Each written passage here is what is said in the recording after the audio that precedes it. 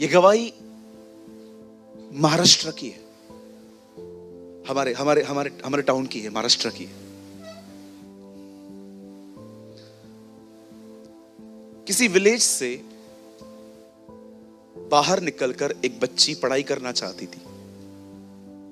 आप जानते हैं कुछ कुछ विलेजेस में ऐसे बच्चे होते हैं जो एक अच्छे कंप्लीट स्टडी करने के लिए शहरों में जाके पीजीज में रहते हैं जाके। एक लड़की थी, एक छोटे से विलेज में रहती थी। वो एक बहुत बड़े शहर में चली गई। 2 साल का कोर्स था।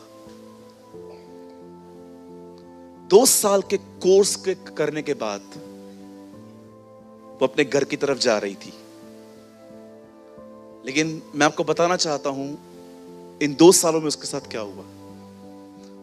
वो एक ऐसी पीजी में रहती थी जहां पर 2 और लड़कियां थी और एक लड़की प्रभु में थी।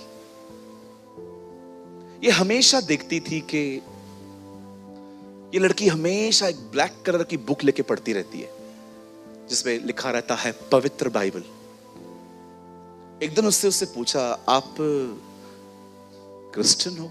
उससे बोला, नो नो नो,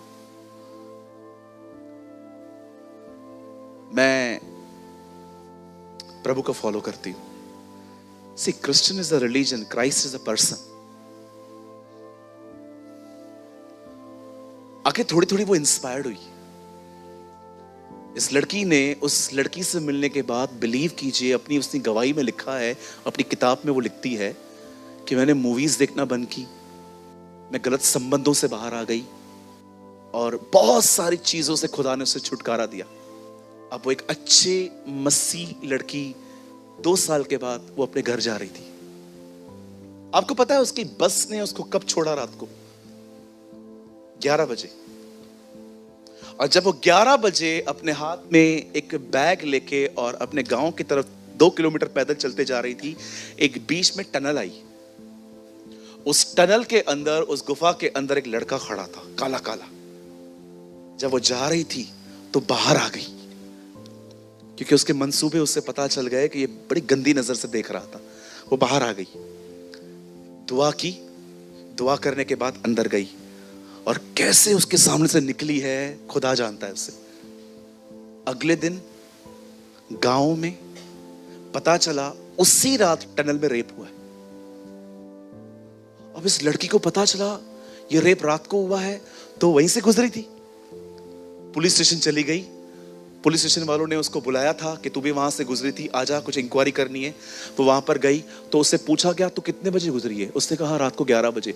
ये हादसा रात को हुआ था उसी समय। पुलिस ने शक के आधार पे कुछ लोगों को पकड़ के उसके सामने खड़ा किया और उसमें एक बंदा था जिसने वो किया था, वही था। उसको थोड़ा सा मारा पुलिस ने, उसने अपना गुनाह कबूल किया। उस लड़की ने पुलिस वालों से कहा, मुझे एक फेवर चाहिए, मुझे उस व्यक्ति से जिसने रेप किया है, मुझे उससे 2 मिनट बात करनी है। कहा ठीक है, कर लो। और जब उसके सामने गई तो उससे बोलती है, तूने ये काम कितने बजे किया है? बोला 12 बजे। बोला 11 बजे मैं गुजरी हूं, तूने मुझे देखा था? बोला हाँ।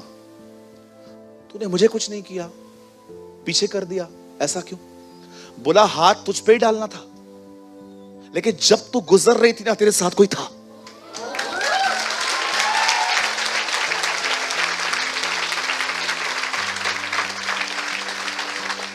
लड़की ने अपनी बायोग्राफी में लिखा है, कोई नहीं था मेरे साथ। वो कहता है कोई था। समटाइम्स परमेश्वर लोगों की आंखें खोल देता है।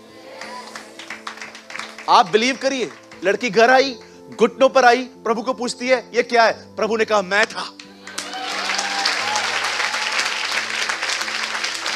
मैं था। आप नहीं जानते दुआ क्या करती है। You don't know. एक परमेश्वर के जन ने कहा, प्रेयर मूव्स गॉड। प्रार्थना वो चीज है जो खुदा को उसके सिंहासन से उठने पे मजबूर करती है।